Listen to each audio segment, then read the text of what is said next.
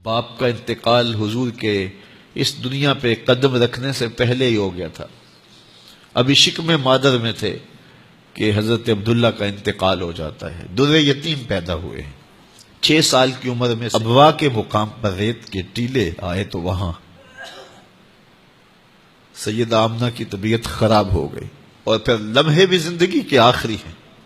سیدہ آمنہ نے محسوس کر لیا کہ یہ میری آخری سانسیں ہیں. سیدہ پاک نے حضور کے سر پہ ہاتھ رکھا اور روتے ہوئے کہا کہ بیٹا ہر نئی چیز نے پرانا ہو جانا ہے، ہر باقی نے فنا ہو جانا ہے. میں بھی جا رہی ہوں. وَذِكْرَ بَاق وَوَلَدْتُ طُهْرًا، لیکن میرا ذکر نہیں مٹے گا، اس لیے کہ تیرے جیسا ستھرا بیٹا چھوڑ کے جا رہے ہیں. یہ آخری لفظ تھے سیدہ پاک کے کہ سیدہ آمنہ سلام اللہ علیہا کا انتقال ہو گیا. خیر حضور ماں سے لپٹ گئے. امی آپ آگے بولتی نہیں ہیں، لیکن خاموش ہو گیا تھا چمن بولتا. حضور نے وہیں پھر اپنی ماں کی تدفین کی. تدفین کے بعد ام ایمن کے ساتھ سواری پر بیٹھ جاتے ہیں اور چمٹ جاتے ہیں ام ایمن کے ساتھ، اور وہ جا کے حضرت عبد المطلب کے سپرد کر دیتی ہیں. تو حضرت عبد المطلب حضور کو آغوش میں لے کے بڑا روئے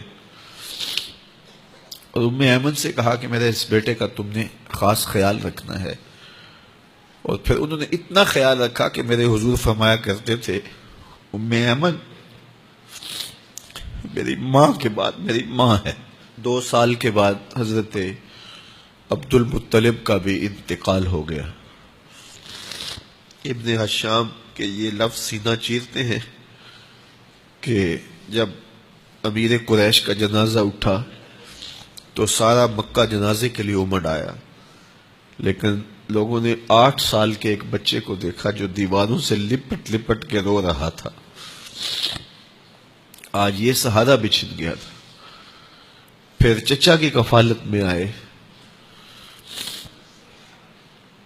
پھر ایک وقت آیا کہ وہ بھی اس دنیا کو چھوڑ گئے، اور اسی سال حضور کی اہلیہ کا انتقال بھی ہوا، اور اس سال کا نام عام الحزن، دکھوں کا سال رکھا. اہل مکہ نے جو سلوک کیا وہ کسی سے بھی مخفی نہیں ہے. پتھر مارے، گڑھے کھودے، کانٹے بچھائے، اجریاں ڈالی، اپنے گھروں کے کوڑے لا کے حضور کے گھر کے سامنے رکھ دیے.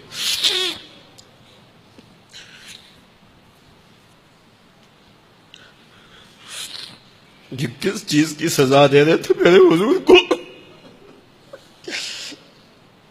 میرے حضور علیہ السلام نے پھر طائف کا سفر کیا کہ شاید وہ لوگ میری بات کو سن لیں،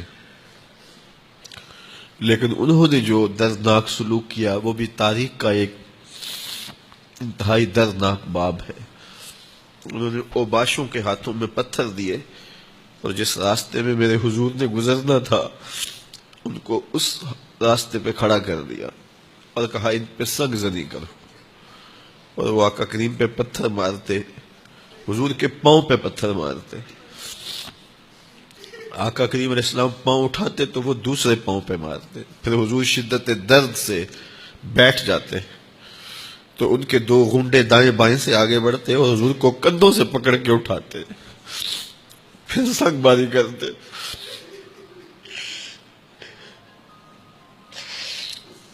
نالین حضور کے خون سے بھر گئے. عذاب کے فرشتے حضور کے پاس آئے کہ اگر آپ بد دعا بول دیں تو ابھی ہم ان پہاڑوں کو جوڑ دیتے ہیں اور یہ طائف کے لوگ پس جائیں گے. ان پہاڑوں کے درمیان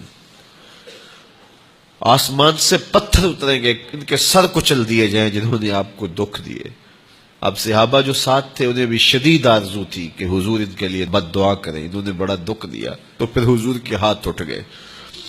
صحابہ کا خیال یہ تھا کہ ابھی حضور کی زبان کھلے گی اور بد دعا کے لفظ نکلیں گے اور یہ پیس دیے جائیں گے. لیکن جب وہ لب کھلے، وہ پتلی پتلی گلے قدس کی پتیاں، وہ لب ہائے دور جب کھلے تو لفظ کیا تھے؟ اے اللہ میری قوم کو ہدایت دے دے، یہ مجھے جانتی نہیں. اور کہا کہ مجھے ان کی نسلوں سے ایمان کی توقع ہے.